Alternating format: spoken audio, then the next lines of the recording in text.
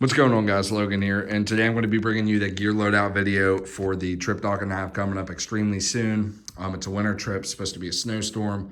Super excited, and as you know, winter trips mean more gear.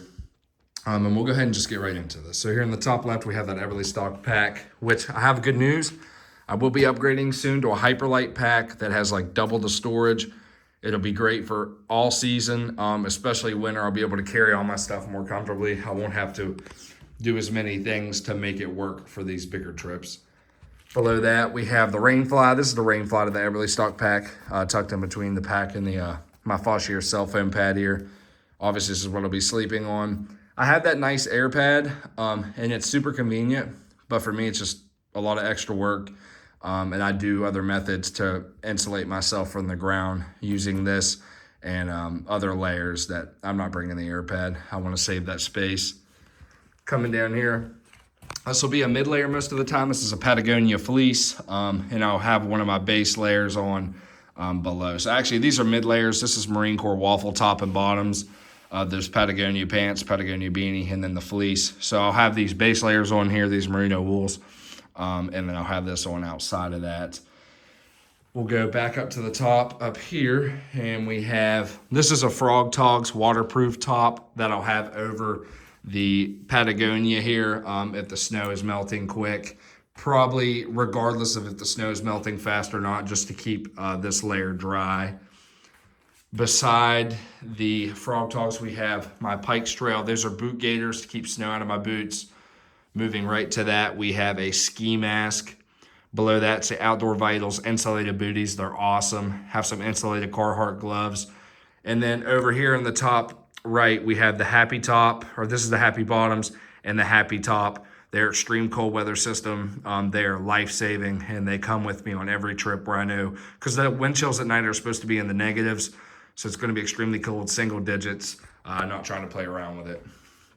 Coming back to the middle, 3-liter Camelback. Below that, Camo Nalgene.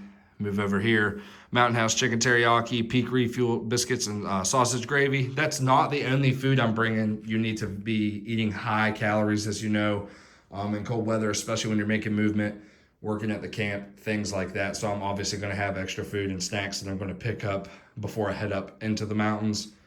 Coming to the right of that, RTS Tactical IFAC. This is a fully loaded out IFAC. Here I have ALS Advanced Life Support and BLS Basic Life Support items in there. Chest seals, needle D, sutures, all the good things. It's a fully loaded out IFAC, tourniquet, anything in there you could think to need, water purification, things like that, it's in there. Cordage to the right of it. Oh, and I'm super excited to show you guys this. I picked this up. My old fire starter had pretty much had it. This is a Uberleben Modern Firecraft. This is a 6-inch ferro rod, and it has a nice little attachment. I haven't even opened it yet. I wanted to keep it in the packing because it's super aesthetic, so I could show you guys. But it says it works even when wet, and then it throws 5,000 degree sparks, which is money for getting fire started in the winter. Coming to the right of that, PC1D, that is a rabbit in distress call. Probably going to try to call on some coyotes. The cordage, Gerber knife, Coast headlamp. Coming to the right of that, have the Fiskars. This Fiskars is so sharp. I have not sharpened it since I've had it. I've had it for over 2 years now, and it'll split big pieces of wood. It'd be more convenient to have an axe, but I don't want to carry an axe with me for these trips. I am debating on getting a bigger hatchet. I've been looking into some. If you guys have any recommendations, please let me know. Coming to the right, have to have dude wipes. You never know. Keep yourself clean, bathroom, whatever. Don't have to get into that. 3 packs of Hot Hands hand warmers. As you know, at night, my sleeping bag, the Corinthian Defense 6 here, is rated for like -34, -35 degrees Fahrenheit. You can be comfortable in it. We've been down into the negatives in it before, and I'm still toasty, and I can get all the way down into my base layers or even into my underwear. But if you throw some hot hands, like some hand warmers in the bottom of the bag and like some up towards the top of the bag, you can heat the bag up like an extra 5 or 10 degrees easy. And that heat really builds up. You see I have a road flare here. I always bring at least one road flare with me on big winter trips because you never know. Like, let's say I fail with the fire starter or I truly just don't have any dry wood, can't find anything dead to burn, can't get any kind of bark, just can't get something going. That road flare burns at, I think it's 2,500 to 5,000 degrees consistently for like 15 minutes. That's enough time to dry out big pieces of wood and get that fire burning. And they have really worked in the past, because Doc and I have had to resort to this on a winter trip before. So coming over here below the Happy Top and Happy Bottom, this is that Corinthia Defense 6. This thing is money. I love this thing. This is the Big Agnes Blacktail 2.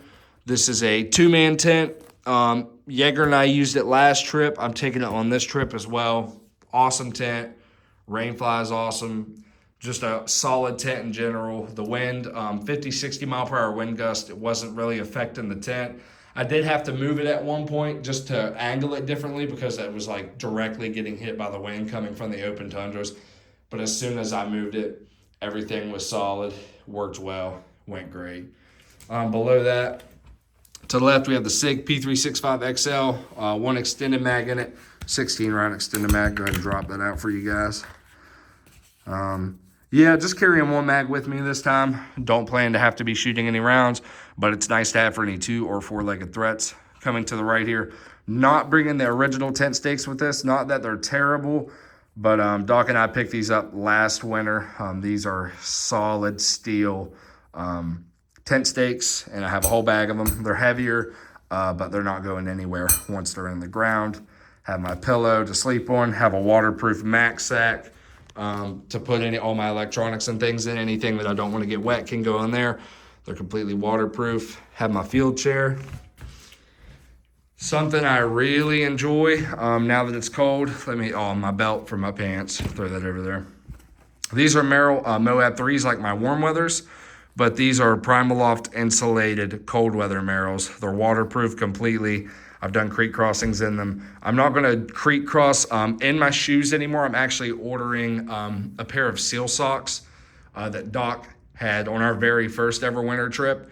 They give you traction on those slippery rocks in the water, and also they're just extremely convenient to keep your feet warm. But crossing and not slipping is a godsend. So I'm going to get a pair of those. I'm going to send it on one of those. Make sure I hit everything. Have all my camera gear, GoPro, 5 batteries, different lenses. I've put a lot of money into the camera. It's been worth it. I feel like it has boosted the quality of the content just extremely. As I said, there's Marine Corps waffle top and bottoms, 3 pairs of wool socks. I'm going to have a pair on and 3 extra.